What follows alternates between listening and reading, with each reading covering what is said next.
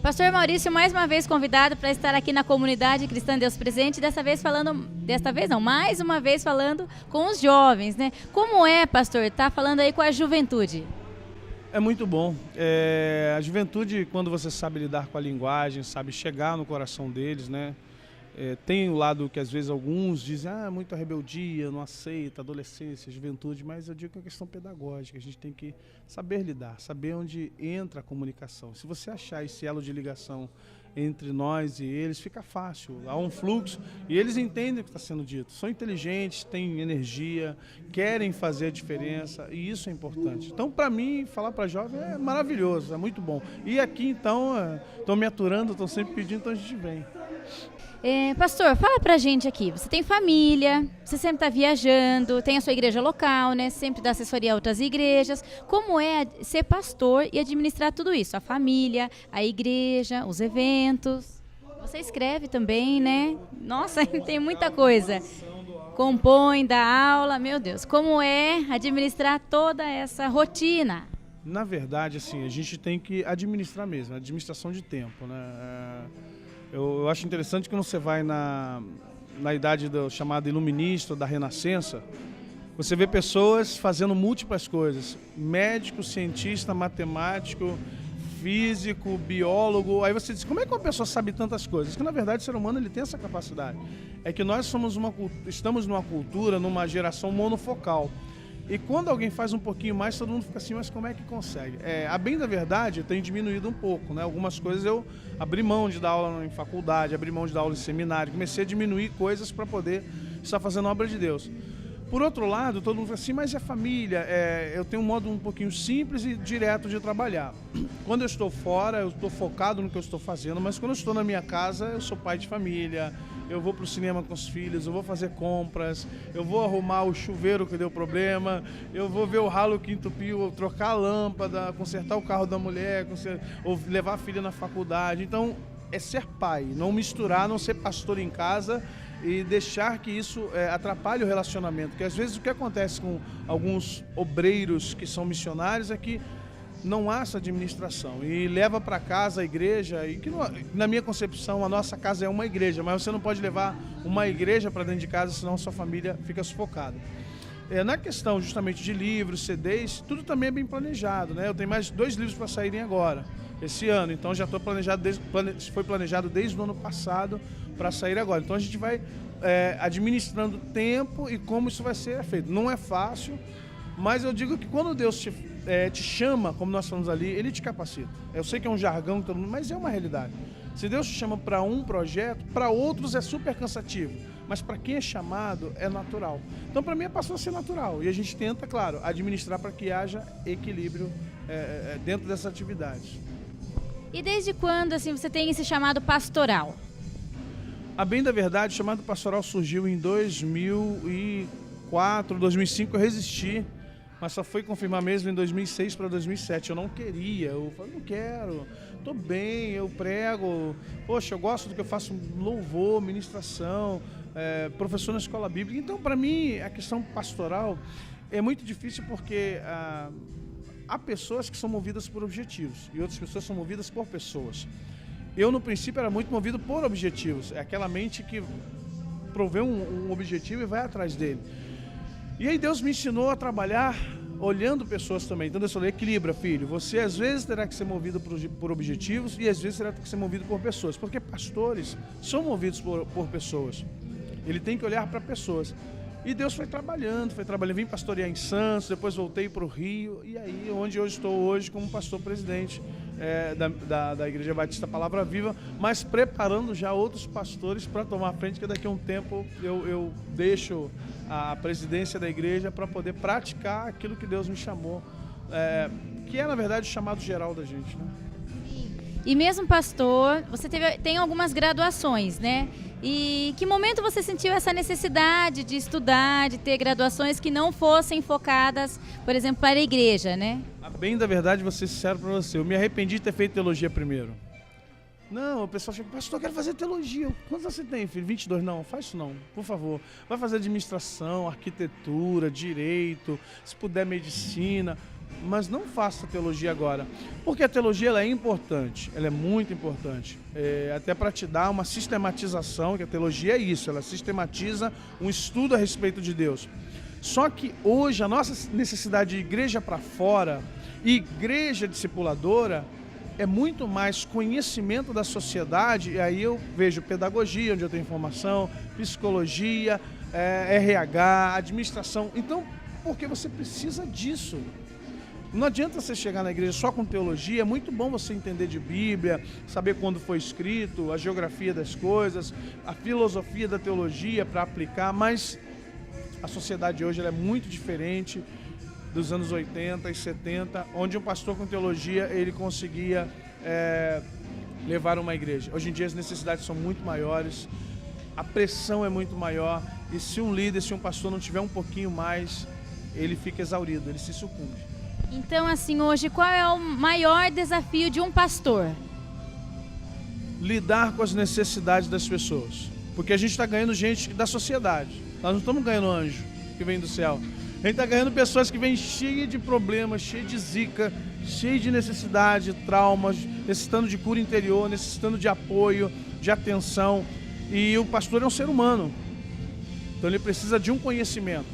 Se ele não tiver um conhecimento a respeito do ser humano, e é claro, a respeito de Deus, fica uma lacuna. E essa lacuna é que tem sido difícil de preencher no relacionamento pastor e igreja. E é por isso que algumas igrejas, sem querer mencionar nomes e nada, mas é por isso que algumas igrejas têm tido dificuldade de lidar com as pessoas dentro das suas próprias congregações. Porque há necessidades que estão não além da Bíblia, mas não estão descritas na Bíblia. E se eu não sei lidar com elas, eu vou tentar lidar com Bíblia. Só que há doenças que têm seu remédio específico. E se eu não sei utilizar, fica muito difícil. É complicado. Então hoje eu refuto que pastores, se puderem fazer, não precisa ser, mas pode ser tecnólogo, pode ser um curso de extensão, na área de psicologia, na área de sociologia, administração, direito, áreas que ampliam a nossa capacidade de percepção das coisas. E até para você conversar com a autoridade, para você dar um direcionamento para a vida da ovelha, explicar à pessoa qual é o problema que ela está passando, orientá-la. Isso faz uma diferença fora do comum. Entendi, bacana. E você gosta, então, você canta, prega, escreve, muitas coisas, né? Faz muitas coisas. Qual é a coisa que você mais gosta de fazer, assim, que você tem de mais? A minha paixão mesmo é a música, é o escrever, é o falar com as pessoas, é tudo. Não, uma coisa tem demais. É difícil, eu não vou dizer assim, que há uma... eu digo que há dispensações, né? Eu creio que Deus gera um tempo para a sua vida onde a música é muito necessária. E não é você quem gera isso. Você vai para alguns lugares onde Deus vai te usar muito em área musical. É incrível, isso se repete, é um ciclo na minha vida. E tem épocas que eu sinto que a música cessa. E Deus começa a nos usar na área de conhecimento, como mestre. Então você, naquele momento, as igrejas te chamam só para isso. É interessante, tem época de agenda só congresso, seminário, simpósio, congresso, seminário. E eu fico, meu Deus, a parte de louvor e adoração. Aí as pessoas falam assim, poxa, mas será que não tem uma coisa só? Vamos entender. Eu louvo a Deus, porque Deus, eu me sinto um privilegiado por Deus. Eu digo que eu sou um privilegiado porque Deus me deu uma caixa de ferramentas. E graças a Deus, assim, se tem um parafuso, a chave de fenda, eu abro a caixinha, tem lá uma ferramenta. Então, há lugares que, missões, eu não vou ensinar, não vou bancar um mestre. Agora, para você falar para índio, você tem que ter um conhecimento de antropologia. Você tem que ter um conhecimento de ciência de religiões. Você tem que ter um conhecimento um pouquinho mais amplo para pregar para muçulmano, pregar para espírita, pregar para o católico, pregar para outras pessoas diferentes, de etnias diferentes. Então você precisa de uma ferramenta especial.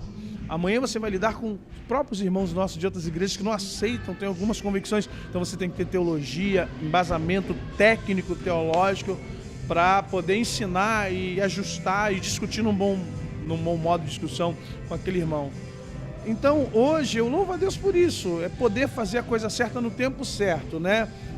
Saber pregar no momento de pregar, cantar na hora de cantar e levar alguma ideia escrita que rompe fronteira, vai para a Inglaterra, vai para os Estados Unidos, vai para a França, vai para Israel, vai para tanto lugar e você nem tem noção do quanto Deus está usando você na escrita também. E eu digo que são ferramentas, Deus nos deu as ferramentas e a gente vai utilizando, né? É o mais importante. E se não fosse pastor, você já pensou isso? Se eu não fosse pastor, o que eu seria, né? Onde eu trabalharia?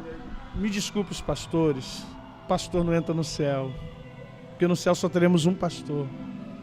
O título vai ficar do lado de fora. Quando a gente passar os portais celestiais, eu serei o José Maurício, e nem isso eu serei, porque eu ganharei um novo nome, um novo corpo, então eu nem sei o que eu serei lá. Eu não me apego no ofício. Eu me apego, como eu tenho sempre falado, eu me apego no meu chamado. Eu tenho um chamado.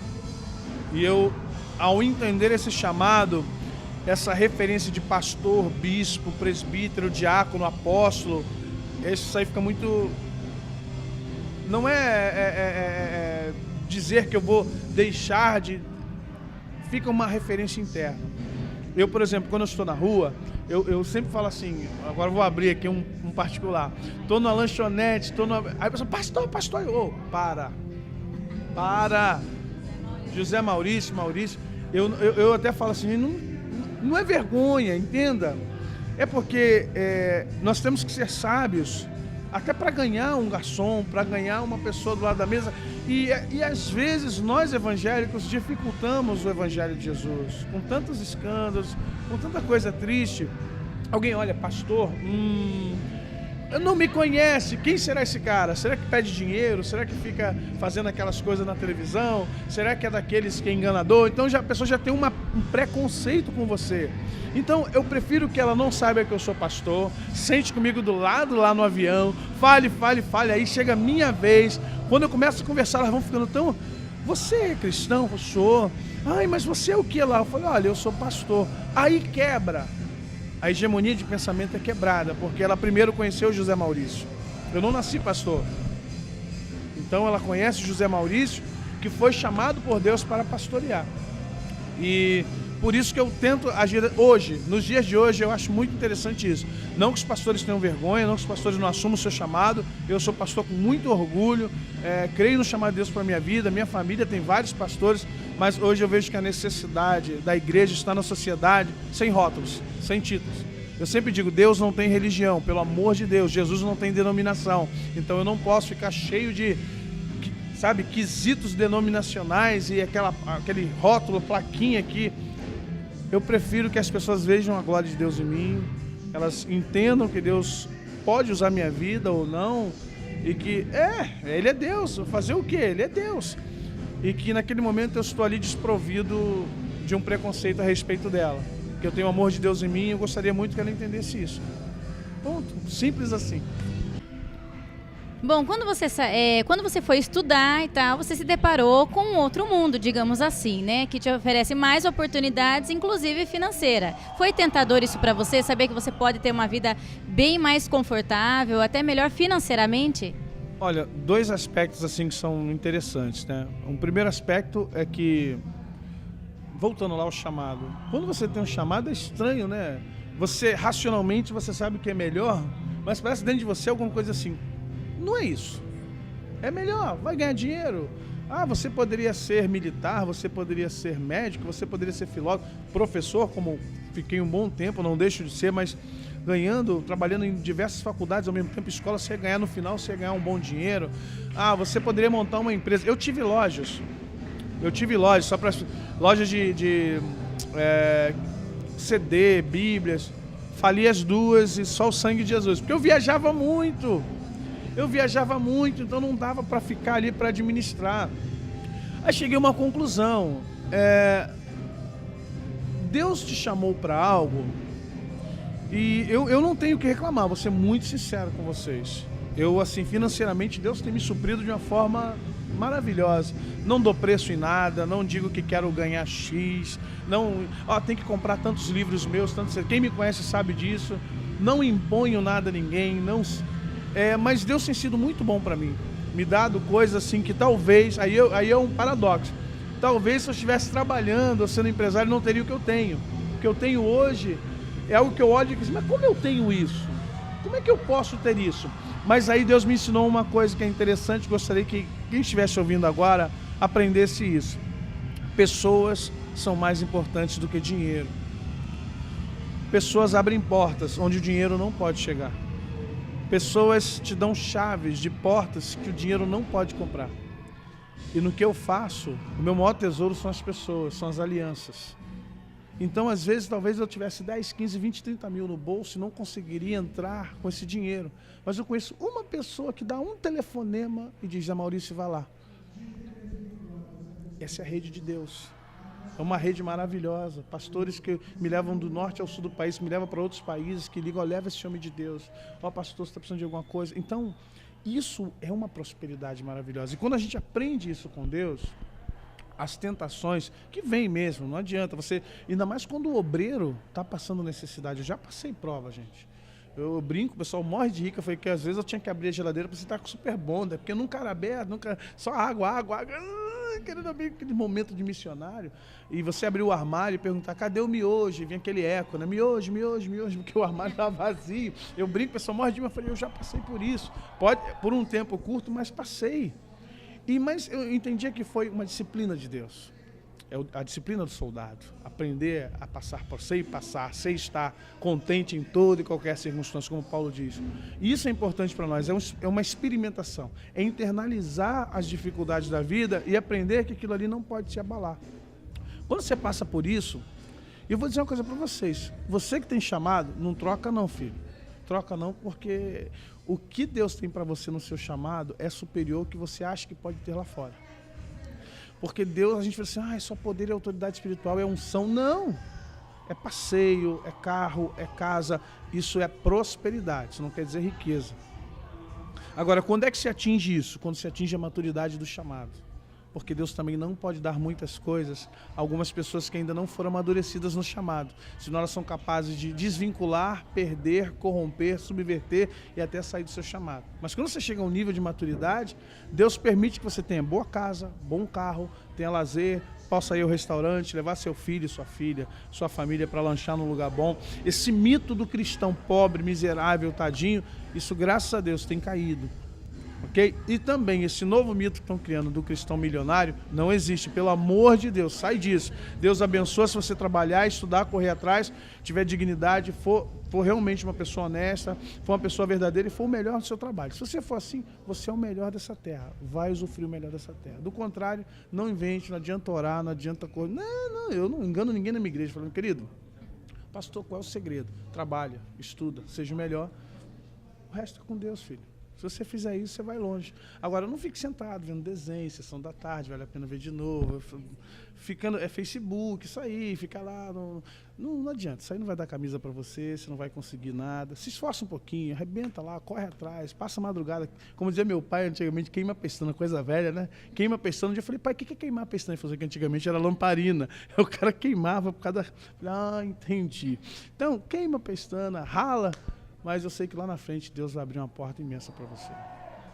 Bom, agora para fechar aqui esse bate-papo com chave de ouro, fala pra gente aí, qual é o seu versículo predileto? Aquele, tem que ter um. Aquele que toda vez que você se depara, você fala, nossa, é esse de novo, é esse.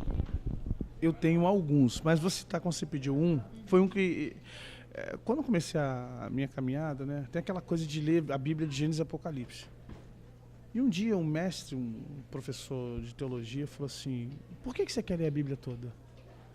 E eu não soube responder isso para ele, sabe, numa aula. Eu falei, pastor, eu quero... Ele falou assim, para com isso, cara, deixa de ser religioso, que bobeira. Eu tomei um susto, eu falei, como pode? Eu tinha 20 e poucos anos, como é que pode um professor de teologia dizer para mim que é uma besteira? Aí ele falou assim, olha, presta atenção. A palavra de Deus diz para você esconder a palavra dele no seu coração. E esconder significa talvez um versículo. Se um versículo da Bíblia mover sua vida, a palavra de Deus já tem efeito em você. Se uma palavra, se um texto, de um versículo pequenininho, Jesus chorou, se isso fizer com que o seu caráter mude, a Bíblia já fez efeito em você. Tem muita gente que conhece todos os livros da Bíblia, mas não mudou o seu caráter. Então entenda, a palavra de Deus tem que gerar mudança em você. Então não se preocupe em ler de Gênesis e Apocalipse, se preocupe em ouvir o que Deus está falando através de um versículo. A partir dali, eu parei, eu foquei e eu comecei a pegar alguns versículos que movem a minha vida. Mas um que mexeu muito comigo lá em 2000 foi Oséias 6:3. Portanto, conheçamos e prossigamos em conhecer ao Senhor. A sua vinda é certa. Aquilo ali, quando veio, conheçamos e prossigamos. Eu fiquei um mês só nesse versículo. Eu entrava no ônibus, conheçamos e prossigamos. Eu entrava no mercado, conheçamos e prossigamos. Isso fez uma diferença na minha vida. É como se o Espírito... Era o Espírito Santo falando para mim, não basta conhecer. É de glória em glória. Se você parar, você perde as revelações. Se você parar, você perde o crescimento. Se você parar, você perde o sentido. Tudo que você alcançou vai depender do que você vai alcançar. E aí eu formulei uma filosofia para a minha vida e para a nossa igreja. O que eu sou hoje, eu escolhi ontem. O que eu quero ser amanhã, eu estou escolhendo agora. Então eu sou produto das minhas escolhas. Se eu não estou gostando do que sou hoje, escolho hoje de forma melhor para que eu chegue amanhã a ser aquilo que eu sonho em ser. Então está dentro desse contexto. Eu conhecer a Deus, prosseguir em conhecê-lo significa qualidade de vida. Prosseguir, ampliar, a clarear melhor o entendimento. E cada ano a gente entende Deus de uma forma maravilhosa. Cada ano a gente consegue crescer mais no Senhor. Mas está dentro de Oséias 6:3. Amém?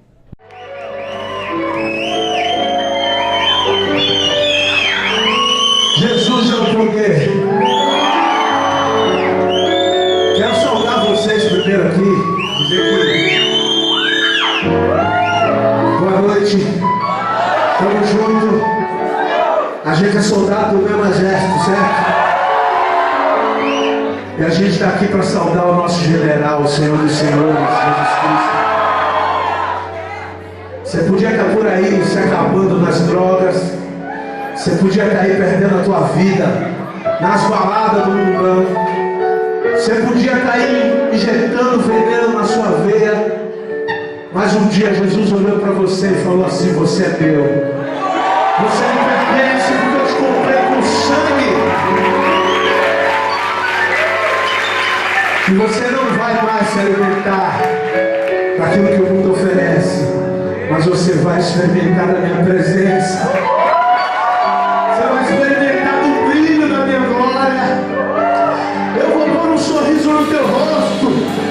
Eu vou trocar as tuas vestes e te dar um novo nome, colocar um anel no teu dedo e te chamar de filho. Obrigado, Jesus. Obrigado porque não era para a gente estar aqui, Senhor. Não era para a gente estar vivo. Mas o Senhor teve misericórdia na nossa vida. Livrou a gente da bagunça do carnaval. Livrou a gente de perder a vida em tantos caminhos errados, contrários à tua vontade. E nós só podemos te dar todo o grito, todo o riso, todo o júbilo, toda a alegria. Tudo que vem do nosso coração é para o Senhor. Receba hoje o nosso louvor e reina. Toma o teu lugar. Porque no trono do meu viver e do teu viver só existe lugar para um Senhor. Um Rei, o Rei da glória, Jesus Cristo. Aplauda esse Rei.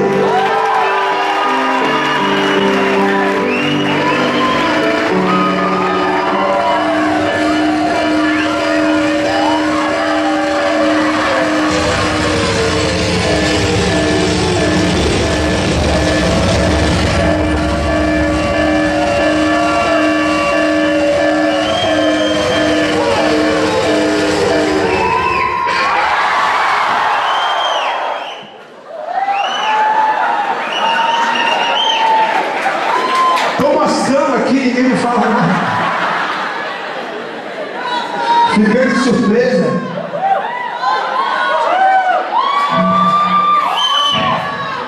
Fiquei de surpresa assim. Não vai ser assim com você, né? Você vai ser mesmo preparado.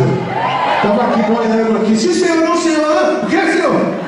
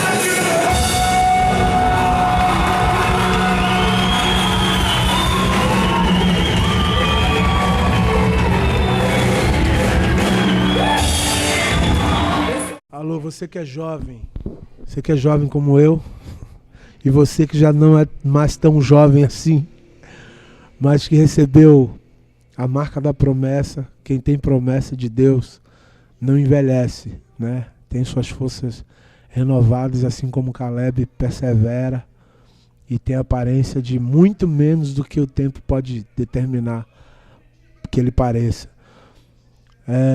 A gente tem vivido dias que o evangelho tem crescido e Deus tem tido uma expectativa enorme sobre os jovens.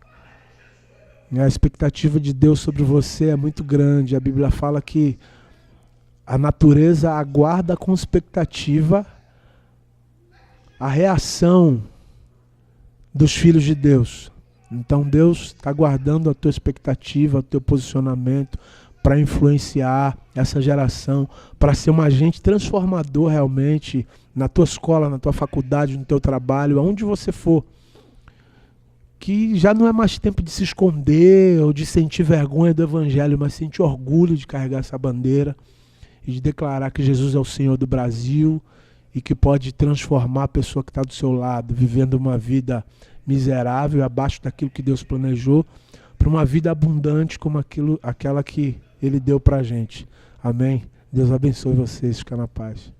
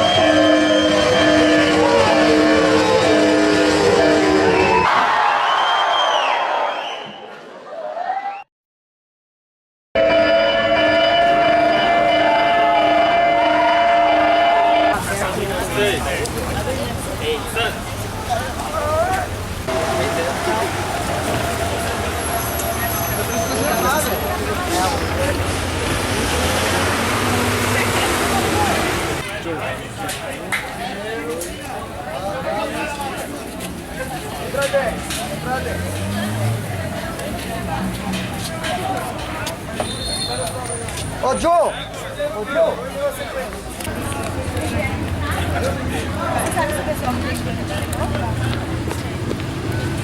Eu tô marcando!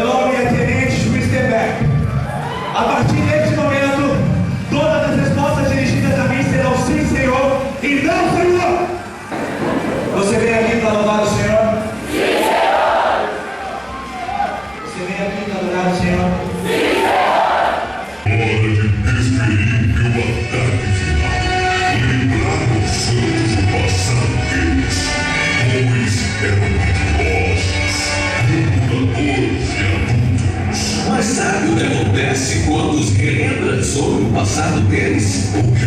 Fazem do Senhor se lembrar do seu futuro.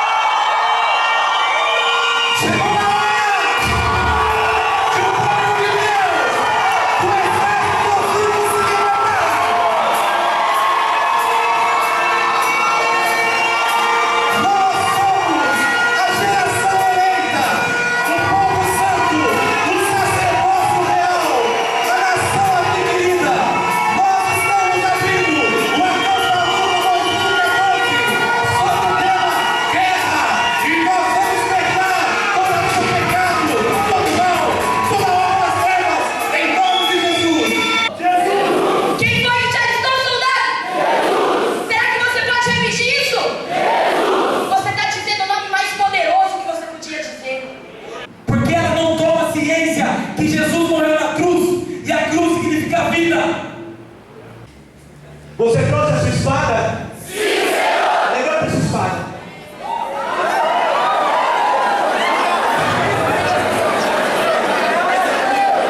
Mantenha essa espada em pé. Ela é o manual do ser humano. Você é o que a Bíblia diz que você é.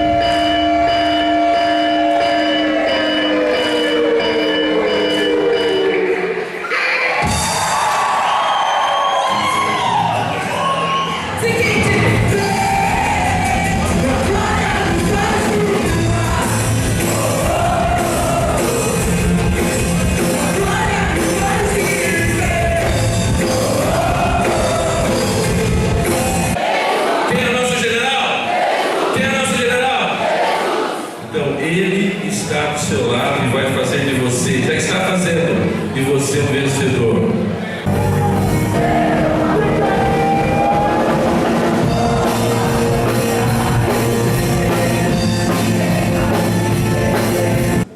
Nós sabemos que numa guerra nós temos que enfrentar inimigos em todas as áreas. Quando você vai para uma guerra e você vê o quanto que um soldado passa, nós sabemos que isso acontece por fé no sacrifício de Jesus, aquilo que Jesus fez no Calvário. Ele morreu, mas Ele ressuscitou para nos trazer vida.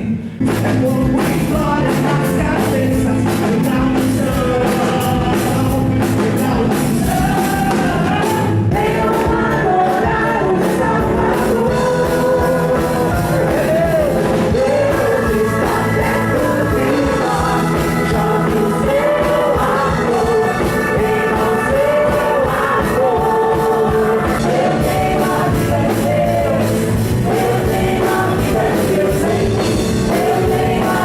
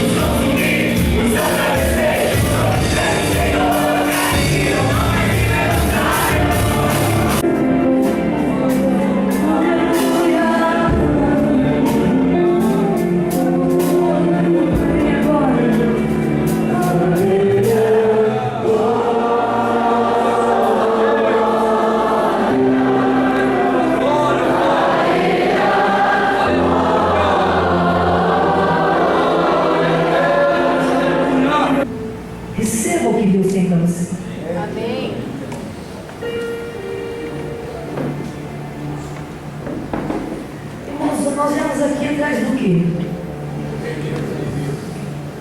Viemos aqui atrás do quê, irmãos? Pensa bem. Viemos aqui porque é gostoso estar no acampamento e é mesmo. Uma delícia. Passei os anos da minha vida fazendo isso. Todos os anos. Mais do que uma vez. No ano. Dirigi muitos acampamentos. Muita mocidade na minha vida. A gente brincava. Era gostoso. A gente tinha amizade. Fazia amizade com todo mundo, gente de fora, gente de dentro, a gente era alegre, todo mundo bem assim, puro, procurava manter puro o seu coração. Já tínhamos vindo do mundo e agora fomos santificados pela presença de Deus. Então, de repente, naqueles momentos maravilhosos, a gente sentia tanta presença de Deus, irmão, que a gente chegava a ficar mole.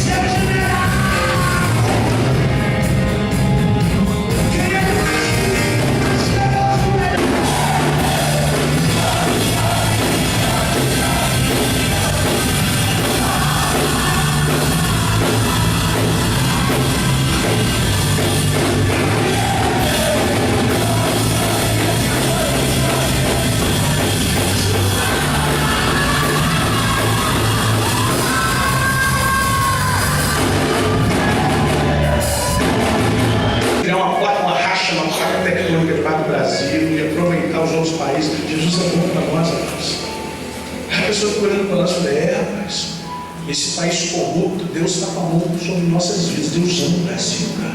Amém. Eu apareceu crente. Que bacana, você acha que é onda ser crente? Por quê? Tem artista dizendo que é crente? Agora tem uma Bíblia. Virou o quê? Item de moda agora? Camisa da Dudalina, Bíblia da Sociedade Bíblica. Que maneira, atualizada, corrigida. Nova tradução da linguagem de hoje.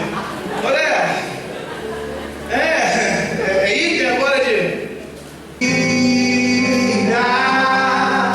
Foi lavada pelo sangue de Jesus. Minha história dividiu antes e depois pelo sangue de Jesus. Vamos lá, vamos. Quero ver o grito de guerra. 1, 2, 3, 4. Com meu Deus eu vou saltar muralhas, com meu Deus eu derrubar gigantes. Nesse mundo tão amargo escuro, eu sou salvo. Só um abraço de vocês também que pagaram um beijo pela vida de vocês. Isso faz parte. E a gente vai falar. Vai falar outra coisa. Antes de prosseguir. Oi, não tem não volta! Repete comigo. Eu me comprometo. Em Cristo Jesus. Vou ter que pagar? Vai lá.